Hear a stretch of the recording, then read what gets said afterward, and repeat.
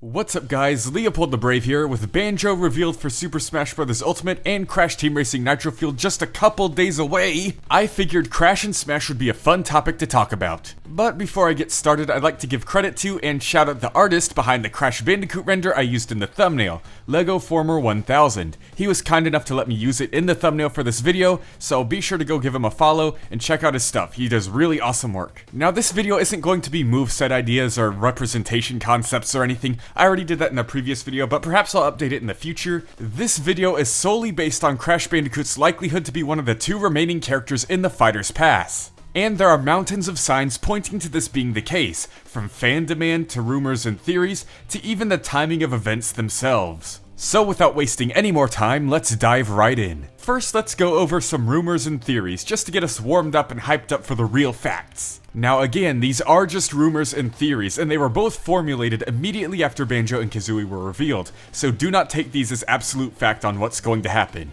The first theory is the companion theory. The theory that each of the characters in the Fighter's Pass will have a companion of their own, for example Joker and Morgana, or Hero and the Slime from Dragon Quest, and now we have Banjo and Kazooie. Now for those of you who don't know Crash too well, this actually fits Crash really well, because he has a magical sentient witch doctor mask named Aku Aku that follows him around and protects him from harm. And he's not just an item either, he's an actual character in Crash Bandicoot's world with his own personality and role in the series. Now this whole theory could fall apart when you consider that the way Joker and Hero's companions work are very different than how Banjo works with Kazooie, in that Kazooie is actually part of Banjo's moveset while Morgana and Slime are just taunts. But again, it's just a rumor and it's really fun to think about considering how well Crash fits into it. And hey, we could fit Rayman in there too, just give him Murphy. Now the next theory is the Rainbow Theory, which I find more believable now that it was pointed out. The companion theory seems completely coincidental once you consider how the different companions work, as I mentioned before.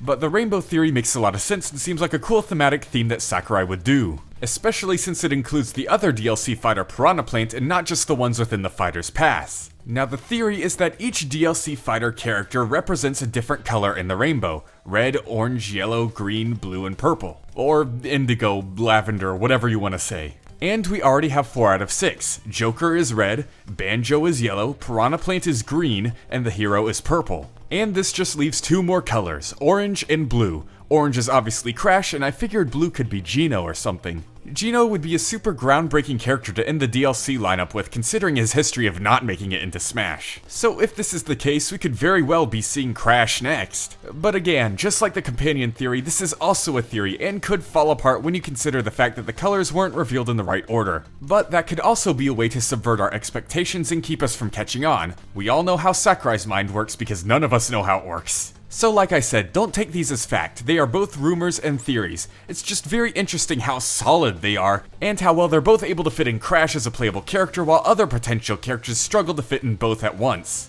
Now let's take a look at the facts and timing of the situation. With Banjo's inclusion into the game, the barrier has now been broken for Western IPs to enter Super Smash Bros. Now I know Diddy Kong, Dark Samus, and King K. Rool are all Western characters created by Western companies, but they belong to Nintendo's Japanese IPs. Meanwhile, Banjo-Kazooie is the first franchise represented in Smash to be entirely 100% Western. And this of course opens the door for other Western characters to get in the game, like Crash, who would arguably have an easier time than Banjo, considering he's third party while Banjo is more second party to Microsoft. Similar to how Bayonetta is pretty much now second party to Nintendo. A lot more exclusive and it'd take a lot more for rival companies to get to them. So not only did Banjo kick the door open for characters like Crash, he ripped the doors off the hinges and then threw them in a wood chipper. Now here's where the timing comes in. You see, Sakurai has this thing for reviving franchises or giving them new life. For example, bringing Fire Emblem more popularity in the West in Super Smash Bros. Melee, and then promoting Fire Emblem Awakening even further in Super Smash Bros. 4. He did the same with Mega Man and even his own series Kid Icarus, and now hopefully the same will happen with Banjo. The thing that makes Crash unique in this situation though is that he's a trendsetter. He didn't need the help of Super Smash Bros. To accomplish this. He's now inspired Spyro and Medieval to come back, and even SpongeBob with Battle for Bikini Bottom rehydrated. Crash came back with massive success on the PlayStation 4 in 2017, and even more success on the Switch in 2018, just a few months before Sakurai decided and finalized the DLC roster in November of that same year, and just 1 month before Crash Team Racing Nitro-Fueled was announced and also coming to the Switch. I have no doubt that Crash was somewhere on the list of DLC fighters that Nintendo handed Sakurai to choose from, especially when you consider Crash's worldwide appeal. This time around, Sakurai has stated that he's aiming more to appeal to Western audiences and the entire world, since he has fulfilled so many of Japan's most popular requests so far. This can be seen with characters like Ridley or even Little Mac in Smash 4. Most of the Japanese audience were confused about Little Mac's inclusion. And Crash's worldwide appeal is pretty much unrivaled. He was of course created in the US, he's extremely popular in the UK, and even more so in Japan. In fact, the popular Crash Bandicoot dance that Naughty Dog implemented into Crash 2 and 3 started in Japan.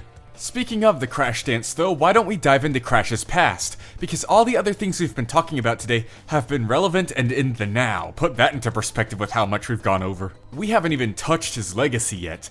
Back in the 90s, the console wars were going on. It was between Mario and Sonic, but eventually a third player jumped in. And it was Crash Bandicoot. He had the power to outmatch and rival them both. He was able to outsell Sonic easily, but when it came to Mario, Crash was somehow able to beat him as well. Crash outsold Mario back then. That is until Nintendo decided to re-release Mario 64 over and over on different platforms. Either way, Crash is a worthy foe, and its competition with Mario helped create the 3D platforming genre. Now of course, like Sonic, Crash dipped in quality quite a bit, even hitting rock bottom at one point. But even at his absolute worst, his games are still selling millions of copies. Surprisingly enough, it wasn't his own franchise's fault for it dying. Activision had shut down Radical Entertainment because of the failure of a different game. But when Crash eventually bounced back, he sold over 10 million units total, and on the Switch, became the fastest selling game of 2018 until of course Super Smash Bros. Ultimate. While he wasn't a solo contributor to the revival of 3D platformers, he definitely lifted most of the weight, with Crash helping Mario to create 3D platformers in the 90s